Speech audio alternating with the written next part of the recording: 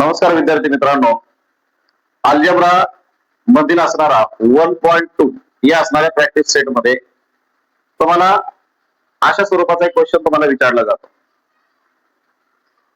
तर इथे तुम्हाला असे दोन इक्वेशन तुम्हाला दिले जातात आणि असे बॉक्स तुम्हाला दिले जातात.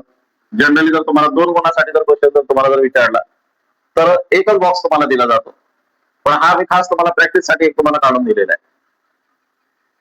तर इथे बघा X plus Y equal to five असं इक्वेशन आहे.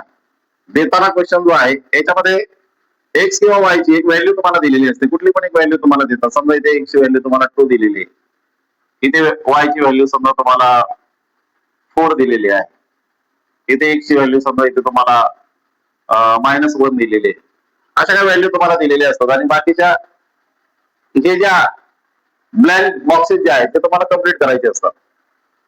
तर बघा, जर अशा स्वरूपाचा क्वेश्चन जर तुम्हाला जर आला तर कसा सॉल्व्ह करायचा. तर या लाईनला जर बघितलं आपण फर्स्ट रो ला, तर एक्स ची व्हॅल्यू तुम्हाला दिलेली, एक्स ची व्हॅल्यू किती दिली तुम्हाला 2. तर ही एक्स ची व्हॅल्यू जी तुम्हाला 2 दिली ती या जागेवरती तुम्ही टाका.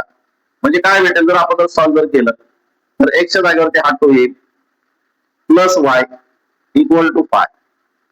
हा प्लस वाय हा इक्वलच्या पलीकडे जर गेला तर तो मायनस होईल. लेफ्ट साइडला काय शिल्लक राहील तर y equal to 5 minus 2 means y ची व्हॅल्यू किती येणार आहे 5 मायनस 2 3.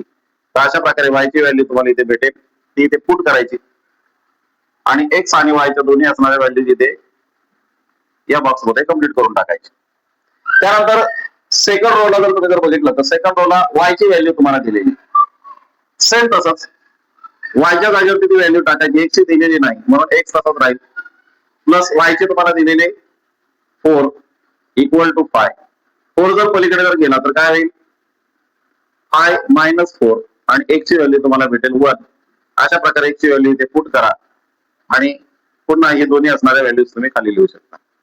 याच प्रकारे तुम्हाला ही पण व्हॅल्यू तुम्हाला काढता येईल. इथे तुम्हाला थर्ड रोला x ची व्हॅल्यू तुम्हाला दिलेली, x ची value -1 plus y equal to 5. हा -1 आहे, पलीकडे गेल्यानंतर काय होणार आहे प्लस होईल means 5 plus 1 y equal to 6.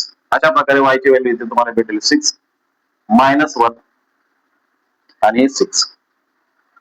तर असा क्वेश्चन तुम्हाला परीक्षेला विचारला जातो 2 गुणासाठी. तर हा जो क्वेश्चन आहे हा क्वेश्चन तुम्ही प्रॅक्टिससाठी तुम्हाला मी दिलेला आहे, तो सॉल्व्ह करा आणि जर नाही आला तर त्याच्या स्वरूपाची कमेंट करा. धन्यवाद.